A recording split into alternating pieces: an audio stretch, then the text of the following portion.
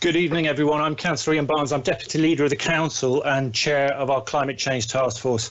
Thank you for taking the time to join us for this public launch of our Climate Action Plan. As you're attending this launch, I'm going to take the liberty of presuming that you're aware of the existential climate change threat facing our planet. The 2018 report from the Intergovernmental Panel on Climate Change served as a stark warning to the world about the urgent need to act to prevent catastrophic consequences for communities, not just in Enfield, but across the world. There's no doubt the world is getting hotter. The 20 warmest years on record have been in the last 22 years. We continue to see increasing floods around the world, droughts and wildfires. And you've probably seen all of the pictures coming out of the west coast of America due to the wildfires over there. A 2 degrees rise will trigger feedback mechanisms threatening permafrost, bacteria in oceans, and the rainforest dying back. As one brave 17-year-old put it, our house is on fire, and this is why Enfield Council has declared a climate emergency. And we've set a target to become carbon neutral by 2030, followed by the borough in 2040. We must innovate to do this, taking bold and sometimes unpopular action to tackle the impact of climate change. And this innovation and boldness of our plan has gathered interest as far afield as Japan.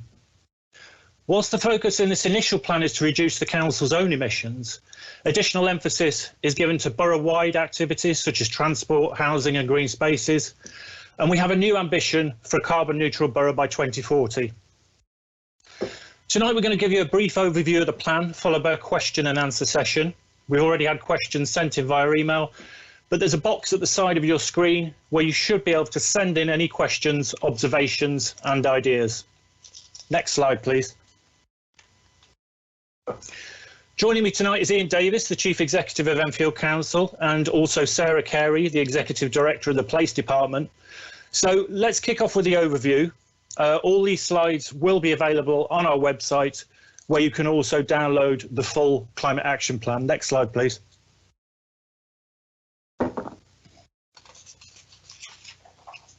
So for the last year, the Climate Change Task Force has worked hard to produce this plan. Bevan Jones from Greengage Environmental was set the incredibly difficult and painstaking task of calculating our baseline. In the plan, you'll find our scope 1, 2 and 3 emissions. We're one of the few councils to actually report our scope 3 emissions. And we've taken a bold decision in deciding that we should be a carbon neutral borough by 2040. That's a full 10 years before national government's net zero UK target. We've published our climate action plan, which includes over 100 actions with key performance indicators, and the plan is subject to an annual progress report and a review every 2 years. Next slide, please. We have a clear and ambitious vision, but we can't deliver it alone. So we need everyone to join us in making real changes to the way they go about their everyday lives. This won't be a simple or easy journey. Some of it involves real intervention. For example, 39% of our borough's emissions are from transport, and we have to address these as soon as we can. Next slide for Sarah, please.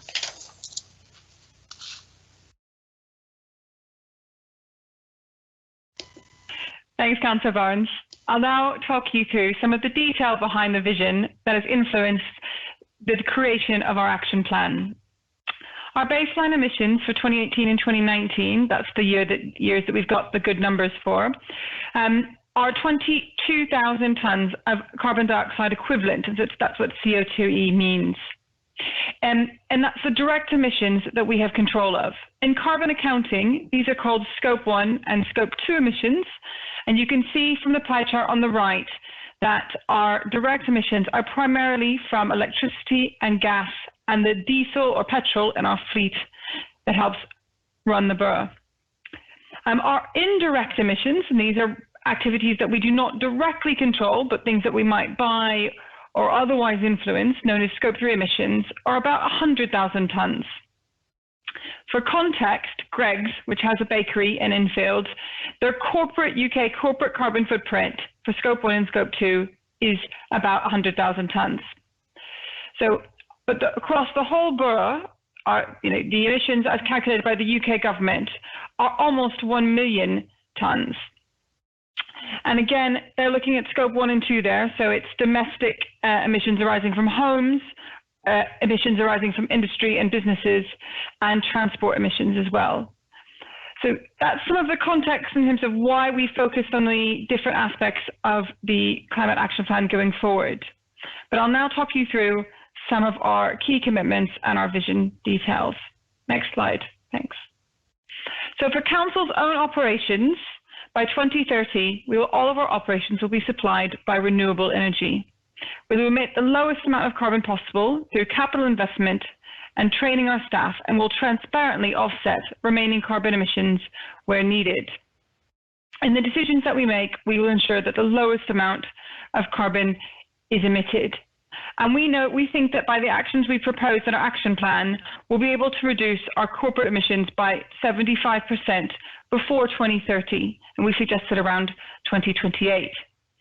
On the next slide, talks you through some of the actions that we as the council-owned operations will be doing first off. So in the short term, we're trying to embed climate and carbon impact as part of all decision making, and we've started that already with our key decisions where we have to record the impact of the climate impact of those decisions to enable decision takers like cabinet members to be able to make the right decisions. We're also switching to 100% REGO certified renewable electricity, and we've already done that this year for our council offices and for council housing communal areas where we purchase electricity on behalf of tenants. In the long term, we'd like to get our council fleet to 100% electric when the technology is coming along, and we want to undertake a really wholesale retrofit program for our council offices. I'm going to hand over to Councillor Barnes on the next slide to talk about transport across the borough. Thank you, Sarah. So as I previously mentioned, an enormous 39% of the borough's emissions are from our roads. So it's an issue that's a priority for us as an administration. And it's not just climate change considerations, there's also road safety, the effect of poor air quality right now on people's health, and also the need to tackle obesity through active travel, that's cycling and walking. I also hope that this will lead to more local shopping to help our high streets as a byproduct. So we need to work with partners to make residents less dependent on private vehicles and to use private transport, walk and cycle if they are able. And we need to support our staff to travel less and choose low carbon travel. We also need to reduce our emissions from road transport. We're going to lead the way by moving our own fleet, including our refuse vehicles, to 100% electric as soon as possible. This mainly depends on being able to buy trucks and vans that meet our needs. There are some issues with regards to battery size and battery weight and battery capacity at the moment. Next slide, please. So some of our example actions, we're already installing 2 low traffic neighbourhoods. Hopefully we have 2 more in the wings. We hope these will encourage drivers to use their vehicles less, maybe walk or cycle, consolidate trips, car share, or not make the journey at all. We have 14 school streets in operation to encourage less vehicles at the school gates and hopefully persuade parents to ask their children to walk, cycle, or maybe scoot. And we'll work with Transport for London to move to low and zero emission buses while providing more electric vehicle charging opportunities.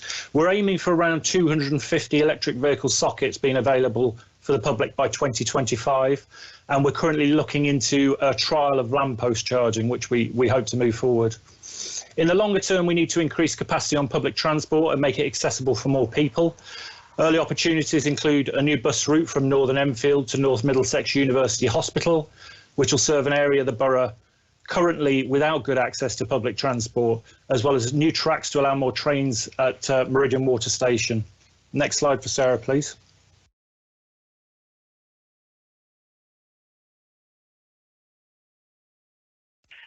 Thanks, Councillor Barnes. It's back to me to talk about a few other areas of our action plan.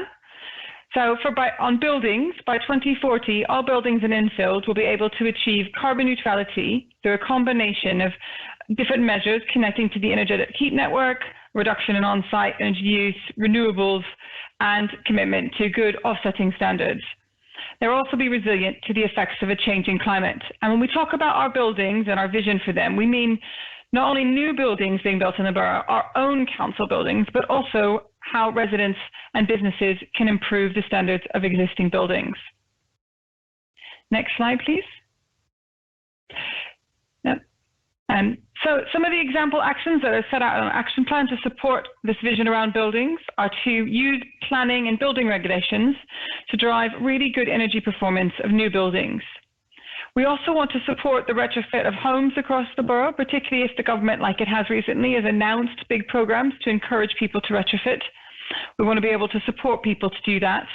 And we want to retrofit all council housing in the long term to a minimum standard of SAP 86, which is the equivalent of an EPC-B.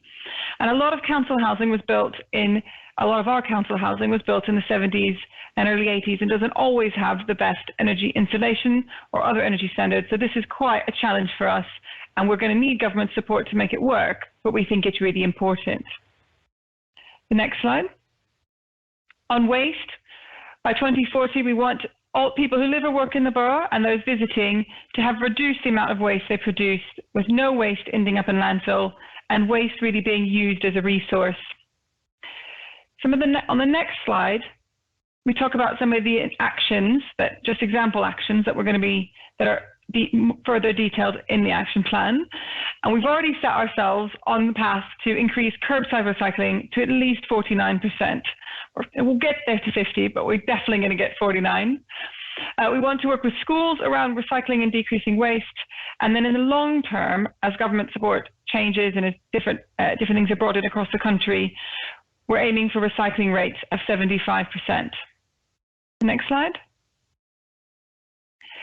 On energy, by 2030, which isn't that far away, Enfield will have laid the foundations for a really low carbon energy future where businesses and homes are supplied by low or zero carbon energy. And by 2040, the majority of homes in Enfield will be able to achieve really low or zero carbon performance. And this is important in a national picture, and it's something that the whole of the UK needs to work towards. And we want to see how we can lead the way here in Enfield. On the next slide, we've got some example actions. We're going to be looking particularly at renewables on council land and buildings. Can we increase renewable energy generation on the areas that we control? We want to support the installation of heat pumps across the borough into homes and businesses. And in the long term, the target is for 4,000 homes to be connected to Energetic, which is a local low-carbon district heating network. I'm going to hand back to Councillor Barnes for the next slide.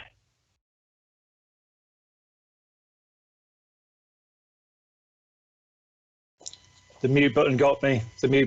My apologies. So thank you, Sarah. So moving on to natural environment. It's a passion of mine. We're committed to continuing to lead the way on delivering blue-green infrastructure, both in our large swathes of land in the north of our borough and across more urban areas, not just for climate change, but also just because trees are beautiful and wonderful. So this means enhancing biodiversity with a focus on the quality of the environment, making more natural flood defences in the form of wetlands, and providing urban flood relief through sustainable urban drainage schemes. And we want to encourage more on-site green spaces and the use of interventions such as green roofs to mitigate the impact of new buildings. Next slide, please. So some example actions. We want to plant more trees along streets. It's very simple, and we want to create new woodland wherever we can. We'll begin the planting of 100,000 trees at the Enfield Chase Woodland Restoration Project this November, so I hope you'll all be out in your wellies to help us plant those trees. The report from the Committee on Climate Change, which advises the government, those reports are something I take very seriously as they're a signpost to net zero. One recommendation from them is that 1/5 of the nation's farmland should be transformed for carbon capture, which includes trees. So we're firmly heading in that direction. We have an ambition for 1 million trees over the coming years and perhaps even a new forest, but that's in the very early stages. And obviously some of this will be used to offset our emissions, but as I say, it's just a wonderful habitat to increase in the borough. Next slide, please. So with regards to influencing others, as we've seen, whilst the council can take control over some emissions, the majority across Enfield come from other sources. So To achieve our targets, we need to influence others. That includes Enfield's key partners, so suppliers and the wider economy, so we can help them or advise them to transition to low or zero carbon. And of course, residents. We need to talk to residents how they can adopt zero carbon lifestyles and take low carbon decisions. Next slide, please. So influencing others, how do we do this? We want to engage with residents to improve waste and recycling, which has already been mentioned, and we also want to advise them on making their homes warmer and more energy efficient. We want to engage with schools, not just to lower their footprint, but to help educate our children about climate change. They're going to be the leaders for the long-term transition to a carbon neutral society. And we want to inform parents along the way, hopefully with the help of their children.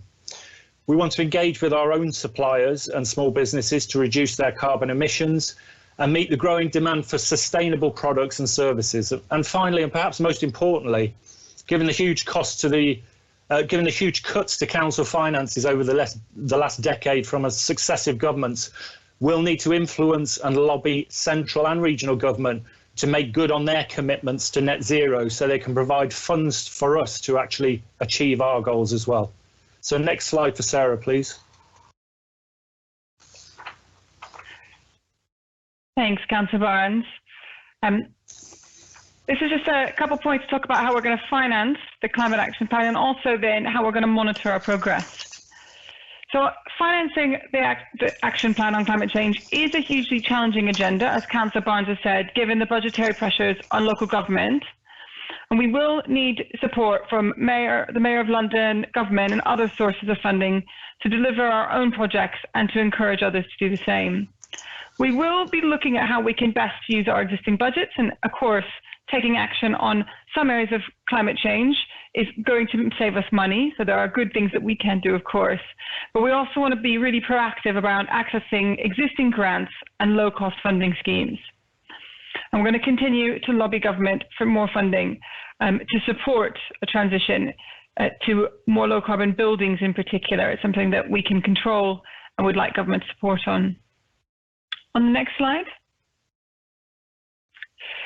The actual document that we're launching tonight talks in some detail about how we will implement the plan, with annual progress reporting and the Climate Change Task Force continuing to provide oversight.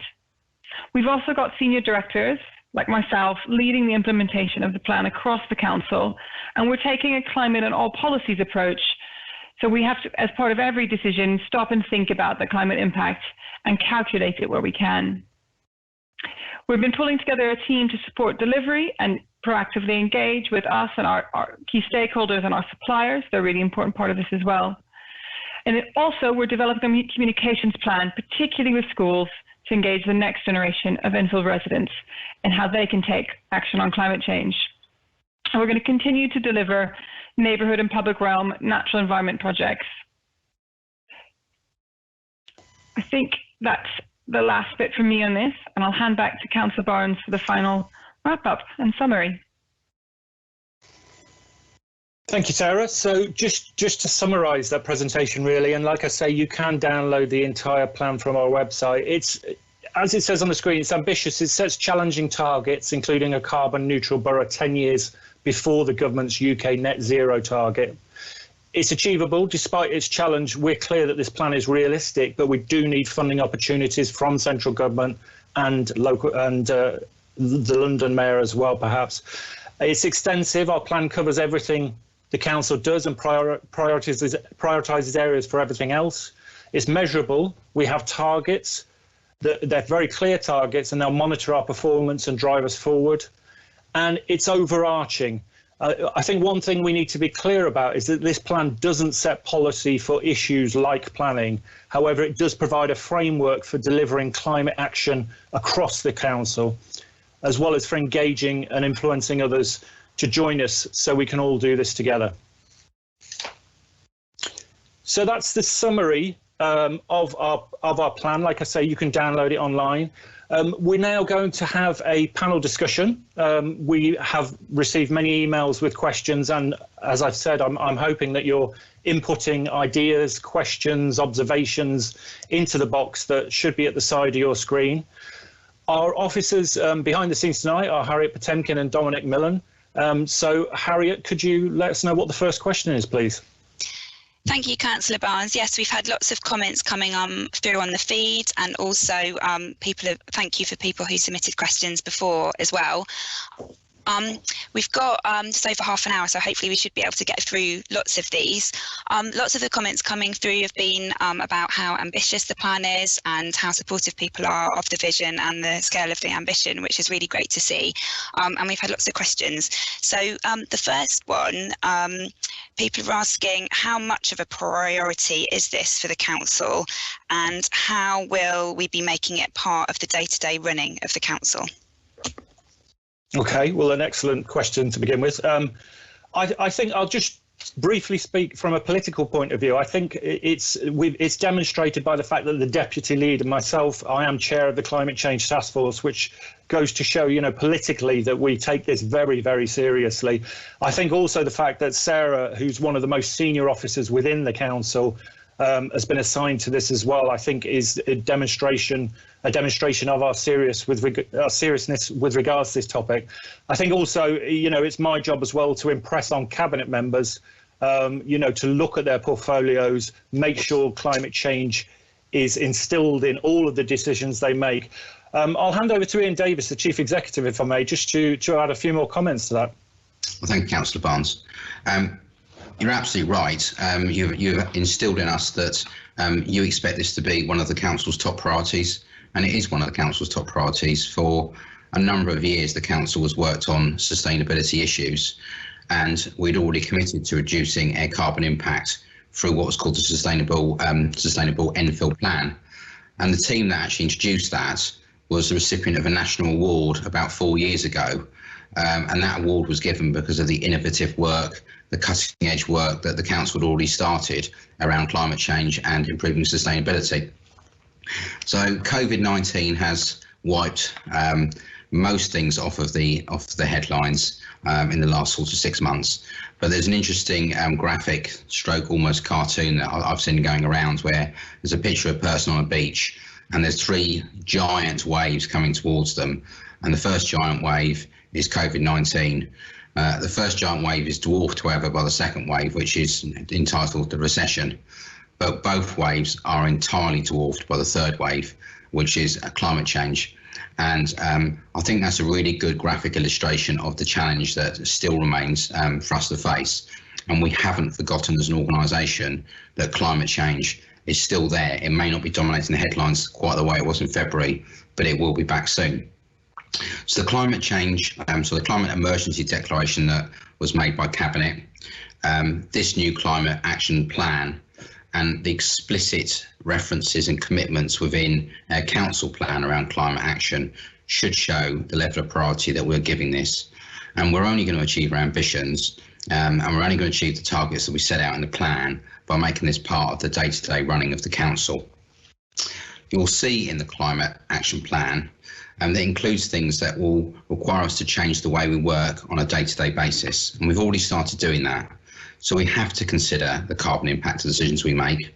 We have to train our staff, we have to train our councillors, and we have to make sure that we do differently, both when working from home and working from in the office. And we need to use our position as a buyer of goods to influence those organisations that we're buying those goods from to adopt the same approach that we want to adopt. In terms of buildings and the building footprint that we have, we're already in a process that will see substantial reductions in the footprint of the buildings that we use. The buildings that we consolidate into, we are going to make as carbon neutral and as friendly as possible. So we'll be investing in those, we'll be retrofitting those, we'll be connecting those up to our energy network through Energetic, and we will be looking at the whole life emissions of all the buildings and all the decisions that we make. This is alongside the work that we will see going into housing.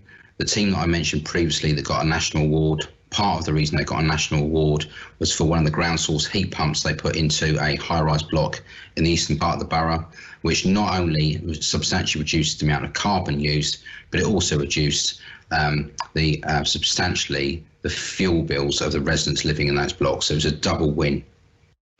Councillor Barnes as the Cabinet Member and Sarah as the Executive Director of Place are leading and overseeing the delivery of the plans. But it is the priority of the entire senior management team to see this through and to get this job done. Only today we had a conversation with the whole of the strategic leaders of the organisations. There was 100 of my top managers, and we were talking about climate change. And I have to say, I've not seen the management team so infused about a single subject.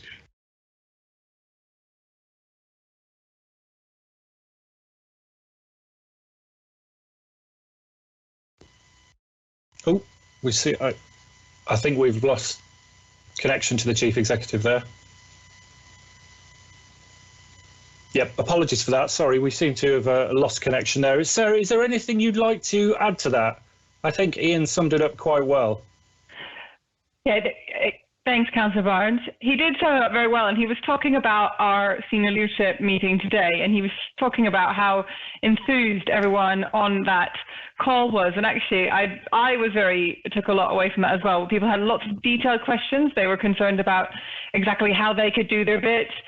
We had a really good discussion around particularly what we can do in terms of nature and how we can work with schools. So it was nice to see, and there's a lot of enthusiasm by officers to help lead the way. But we really want to take everyone in the borough on this journey because it's over the next 10 years. Okay. Thank you very much for that, Sarah.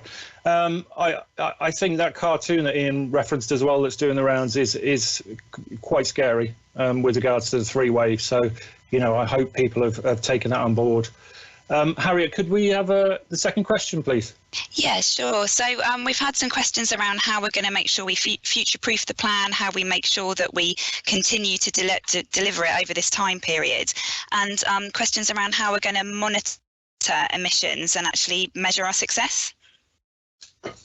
Okay, so I mean, we have talked about the baselining and the fact that comprehensive baselining was done with data from 2018 and 19, and we are updating that at the moment. As I mentioned, Bevan Jones, I've a painstaking process to do this baselining. I actually saw him walking around the building one day counting every light fitting within the Civic Centre, which is obviously a small but important part of the process. Sarah, can I hand you over for more detail on that? Yep. Happy to pick up a bit more. So as the action plan says, we're going to do an annual kind of review on performance, kind of update on that, and every 2 years do a really in-depth review, because as the action plan says, part of our journey to carbon neutrality recognises that the council can do a lot of leadership, but we're expecting things in government and in wider society to change, and technology to innovate as well. And as that comes out, it might be really appropriate for us to change tack a bit or to look at doing something more ambitious. And so every 2 years, we've committed to do a full in-depth review, making sure we're still aligned to the most innovative technology or to see where we can push even further. But the annual review we'll look at kind of carbon emissions and how we're doing on things like procurement, what we're doing on each action in the climate action plan, and there are over 100 of them. So we'll be able to keep a pretty good eye on how we're getting along year on year against all of those actions. So it should be a good baseline for that. But as I said, look forward to reviewing it every other year with a good kind of eye to how the world has changed. Thank you very much. I think it's really important to remember that 2 year review. I mean, I get a lot of correspondence from people who say, you know, this is not in there, that is not in there. You know, a lot of stuff's missing. But I mean, this is an organic process. It's an organic document.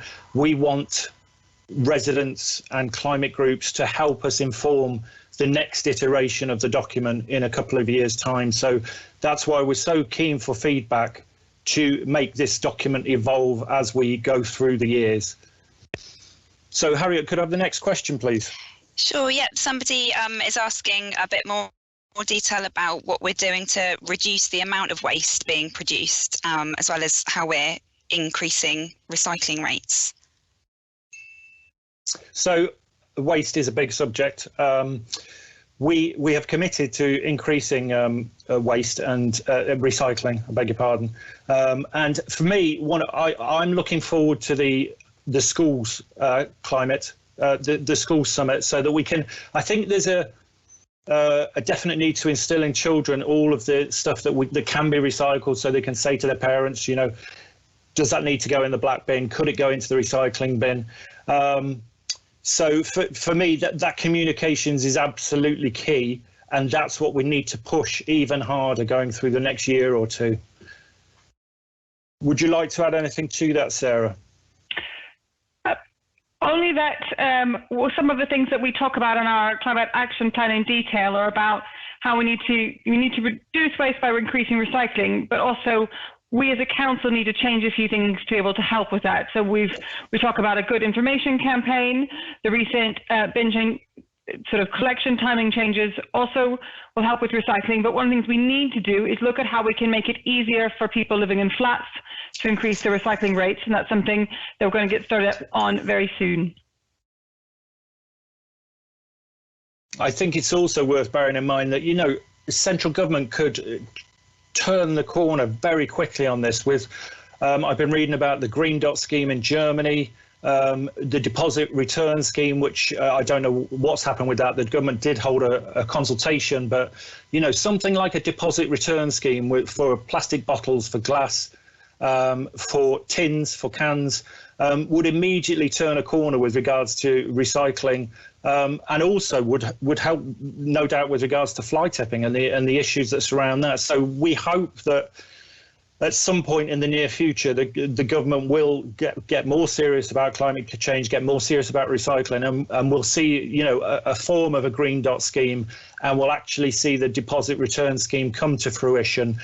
But as we know, you know, our battle with regards to climate change is opposed at the other end of the spectrum by the lobbyists from big business, the lobbyists from oil, the lobbyists from gas. So that is what we keep having to push against, and keep lobbying the government to try and turn a corner when it comes to climate change. Thank you, Harriet. Can we have the next question, please? Sure. Yeah, lots of questions still coming in. A question we had in advance of the meeting, I think, was around climate adaptation and resilience, and if we could say a bit more about what we're doing around that. Okay, so Sarah, I might hand this one straight over to you because I know it's a subject that's close to your heart.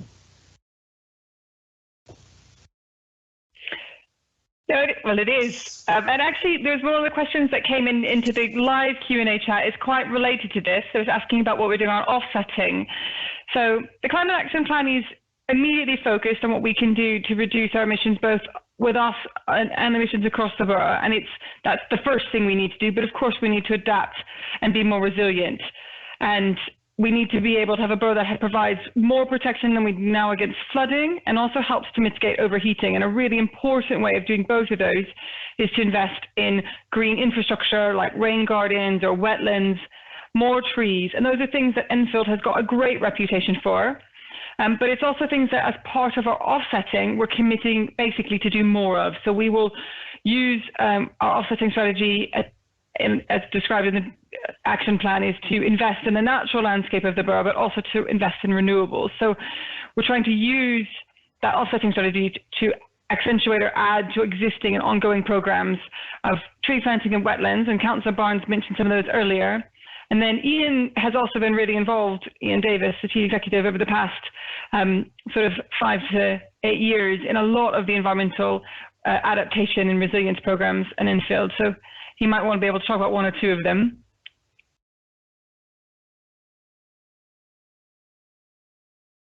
Yeah. So we might still be struggling with Ian. Not sure if he's on there yet. Can you hear me now? Yep, now I can hear you. Brilliant. There you are. Okay. Yeah, so Enfield's got one of the, I think it's got the highest miles of river out of any London borough. So everything that we do in our borough to reduce flooding has a huge impact downstream and across the whole of London. So for 10 years now, we've had a programme of trying to introduce these wetland schemes, these urban drainage schemes, which both try and spread the water out, but also slow it down, so it doesn't all arrive at the same place in central London all at the same time and cause problems there. So what we do in our borough is critically important. I also think, just building on something that Councillor Barnes said, which was about this desire to increase the amount of woodland. I mean, Sarah's touched on it about it increasing the amount of biodiversity, which is critically important to the nation. But also I think there's a bit here about really opening up the countryside to all residents in the borough. And I think that's very, very important for our young people in the borough, that they get the opportunity to experience, walking in places that they may not have done about in the past. And actually, I know from when I grew up, actually walking through woods, experiencing that, teaches you a huge amount about biodiversity, teaches you a huge amount about sustainability and climate change. So I think we shouldn't underestimate the amount of impact that tree planting can create, not just about capturing carbon, not just about slowing down floodwaters, but also about those opportunities.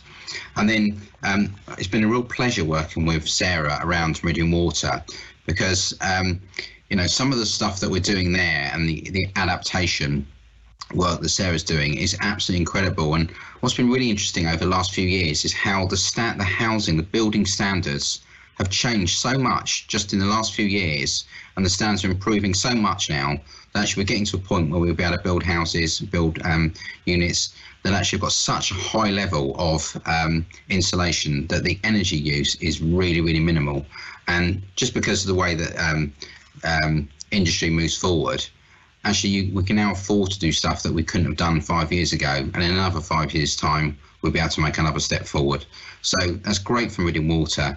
And we're also looking at how we can do that to retrofit that on our existing housing stock, so we can help some of the poorest in our society. Thank you, Ian. I like you say, the wetlands are absolutely phenomenal. I have one close by in Firs Farm in Winchmore Hill, and such a beautiful place to walk. And the biodiversity, I mean, just incredible. So, our wetlands program that is taking shape across the entire borough, really, the various wetlands that we've got. I really would urge people to go along and just look at how beautiful they are and how beautiful nature is. Thank you very much. So, Harriet, could we have our next question, please? Yeah, thank you. Just to say, we're getting lots and lots of questions coming in now, so we'll do our best to get through as many as possible. The questions come in about could the plan actually do a bit more around some actions, for example, around food production and more around food sustainability?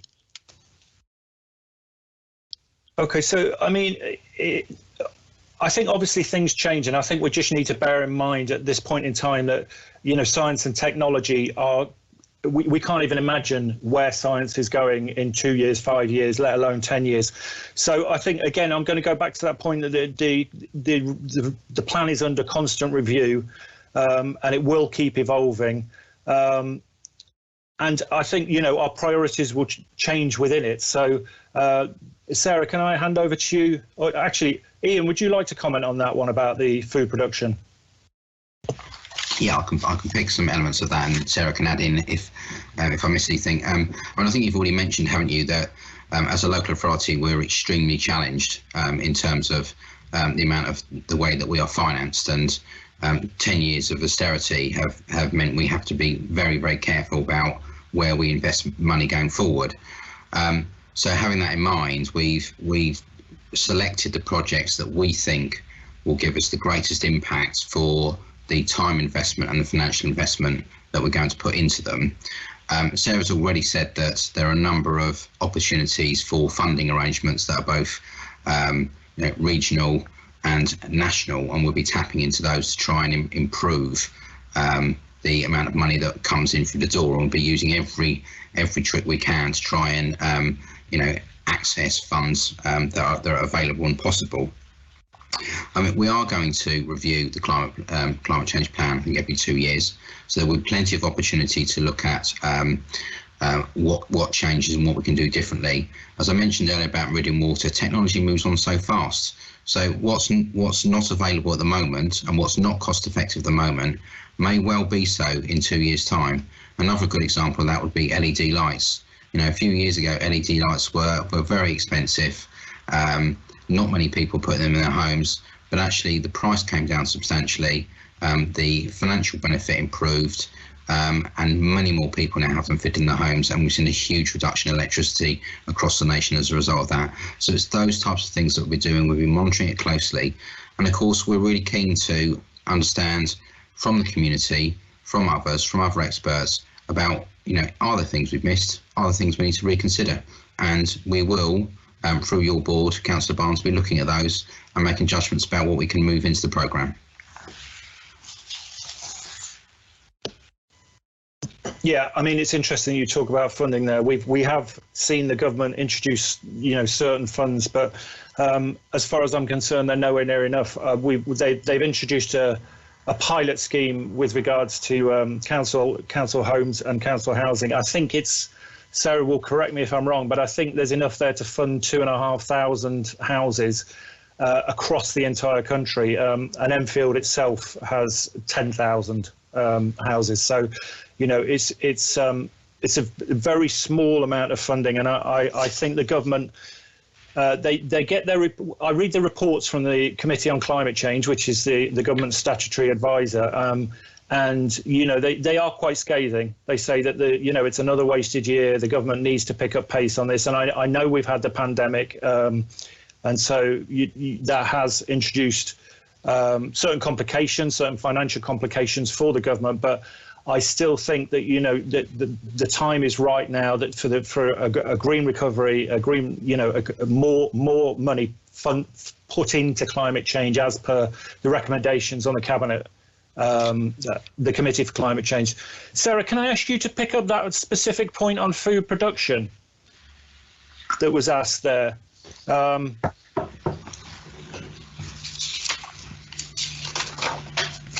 I think the question was about what can we do more for food production locally. Is that what I'm just? Yeah, I think so. Yeah. Yeah, go with that one. So I don't always have to get to see all of the chat and questions that come through. So Enfield's got a history of market gardening, definitely, and we have a really successful, in Forty Hall, a really successful community veg box scheme that does a great job and actually employs and gets a lot of people very active outdoors, which is always good to see. Is it a question that the council can solve? It's a good one for us. We are looking in the way that we do our own catering and the way that the stuff that we can control in terms of catering is a good example of what we can do to influence our staff to support different types, like a switch to more sustainable food and more local food. And that's also great for the local economy as well. So it's something we've had for a while in our canteen, and we'll continue to have in council-run cafes, like at the library in the Dugdale. So useful pointers and things to learn about what might be local and what we can grow local. And I think that's a good way of showing what we can do with our own leadership. I think from what I can see in the Q&A, we've got lots of questions coming in. Yeah. Can I just mention something just to build off what Ian was talking about, specifically in relation to funding, but it's related to schools. So the Cabinet Member for Education, Rick Jewell, wrote to the government relatively recently, actually, around trying to improve schools' funding for their existing heating systems. So we've got a lot of schools in the borough that've got very ageing heating systems, which we replace. And what we've been saying to government is, wouldn't it be good if there was a scheme available that all schools could apply for to change their existing gas boiler systems over to ground source heat pumps? Not only would it save schools money in the long run, which they could then reinvest into teaching, but it would also be a great example for the young people going to those schools to see sustainability in action. So we're still waiting a response, I believe, to that letter. Okay, thank you very much for that, Ian. Harriet, could we move on to the next question, please?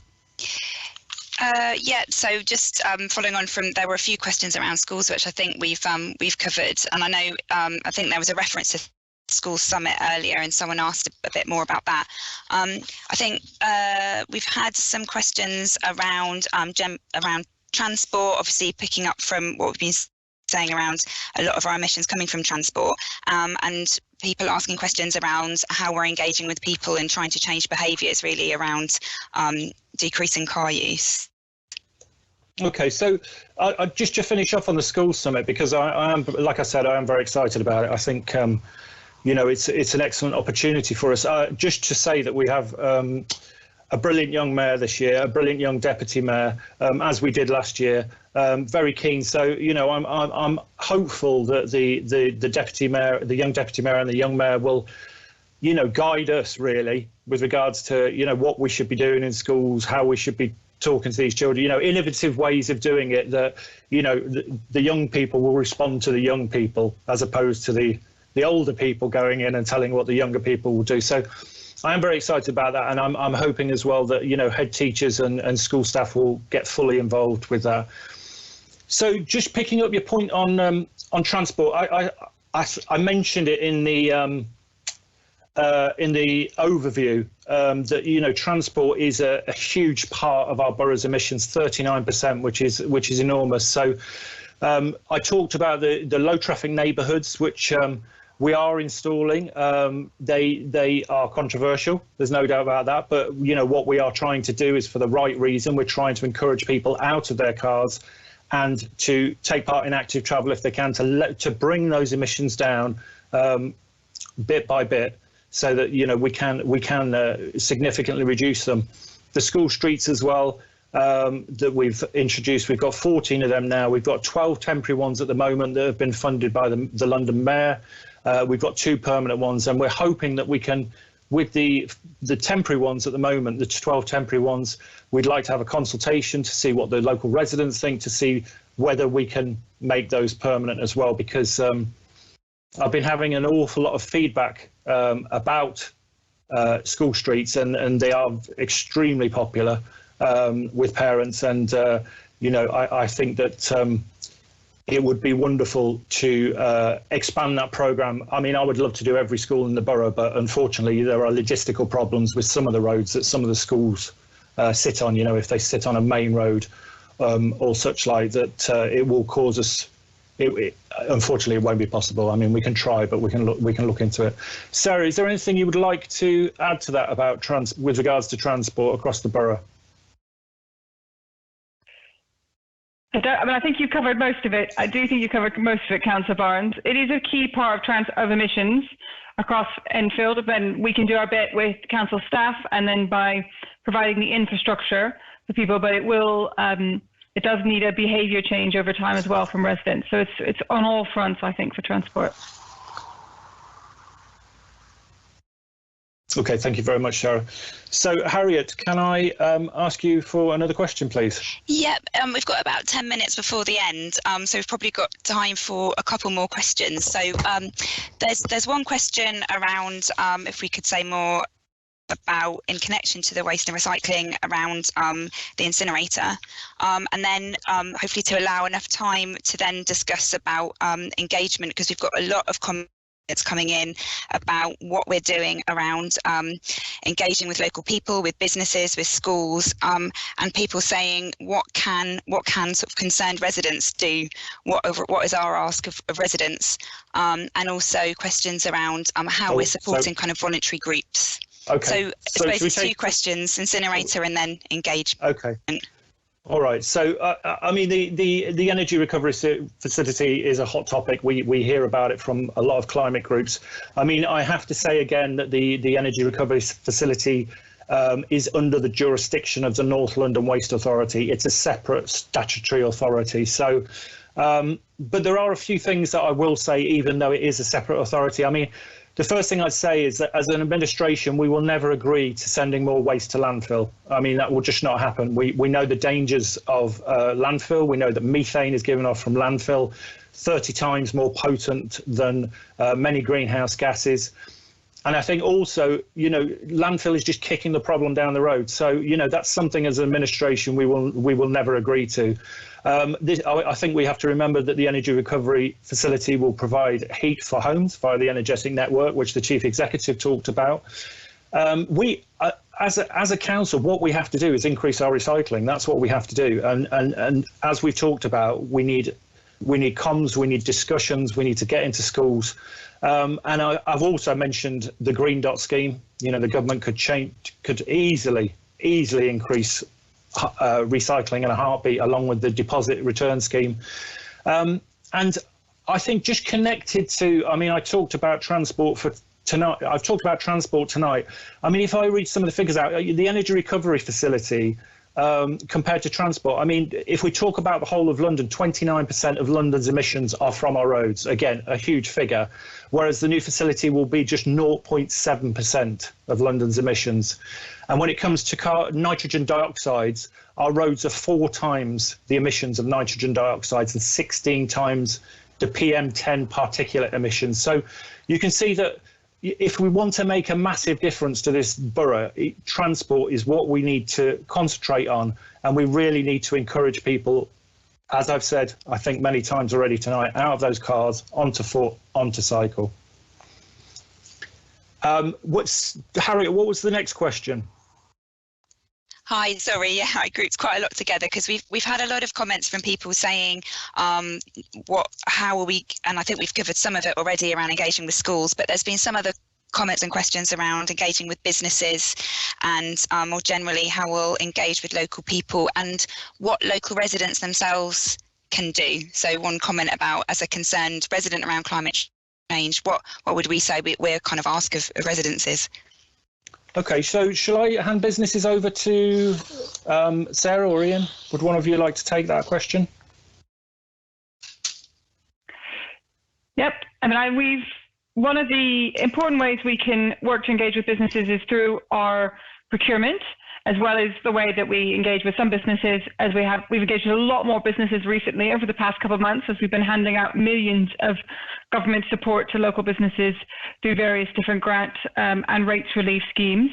And that's given us a different kind of platform to engage with businesses and a different conversation with them. So we're hoping to use those relationships, but also communication channels to promote different ways of thinking about emissions. And someone in the chat, I think, put something around heaters and gas cooking and whether we could do something on that. I think it's really good to flag that and something we should consider as part of our communications to businesses.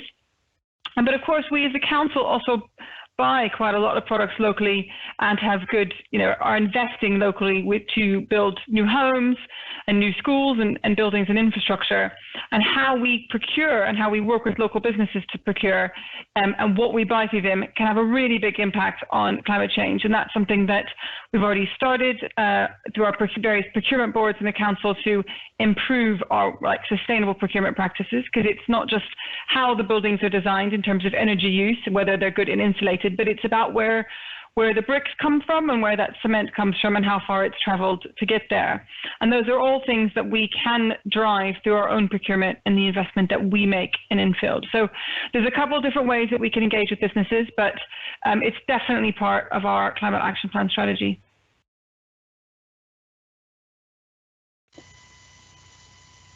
Thank you, Sarah.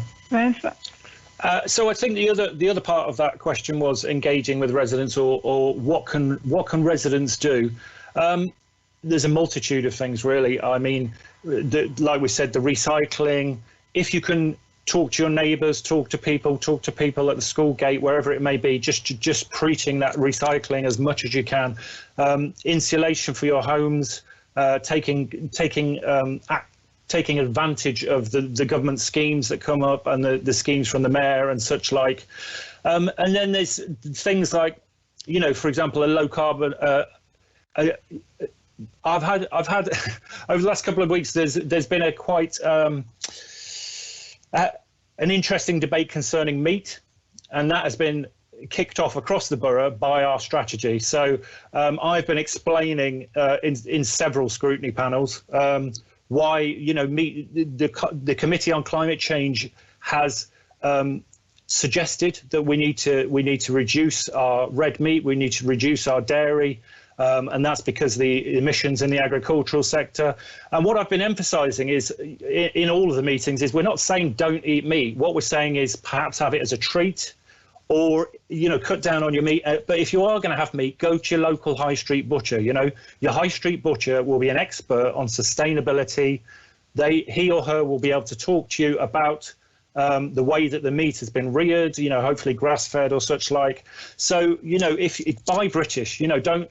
A lot of meat gets flown around the world from various countries all over the world. But if you can go to your butcher, have that conversation. So I think, you know, with regards to residents, is influencing the people around you as well. Just talk to them and tell them about the dangers and what they can do with regards to some of the stuff we said tonight. And of course, you know, I'd also like you to tell us about it as well. If there's stuff you see, I mean, I'm a member of various Facebook groups. There's a Facebook group called Journey to Zero Waste. I look at that and there are loads of wonderful articles posted on there that teach me stuff that I've never known, and then I relay that back to the Climate Change Task Force. So I think just be aware and just take in what's happening with regards to climate change. Would Ian or Sarah like to add anything to that? I think I may have. Only that we are kicking off quite with the school summit and using our young mayors who are, for those of you who don't know, we've got some really incredibly erudite and well-spoken young mayors, and they are going to be working with the council to kick off a big school summit to engage school children at different ages on different elements of climate change. And that's not only about waste recycling, but energy and, of course, cycling, because we've also committed to maintaining a really strong level of cycle proficiency training for children. Wonderful. So I'm going to wrap it up now. I just want to say thank you to everybody who's watched tonight. I think it's wonderful that it's been a virtual meeting because of the implications for climate change, so we've actually held this online. A quick thank you to Ian Davis, Sarah Carey, Dominic Millen, Harriet Potemkin, Tilly Ford, and all the members of the Climate Change Task Force, and also the IT team tonight. Again, I want to say, please keep your ideas coming into us. There is an email address which is at the bottom of your screen now. Any ideas you've got, any observations, please throw them in. We would love to see them, and they will help shape the future iterations of the plan. And finally, before I go, I'd just finally like to pay tribute to Councillor Chris Bond, who was a member of our Climate Change Task Force. He passed away very recently. He was passionate about the environment, and he was a wonderful human being, and we all miss him terribly. So on that note, I'd just like to say thank you again and have a good evening, and please stay safe, everyone.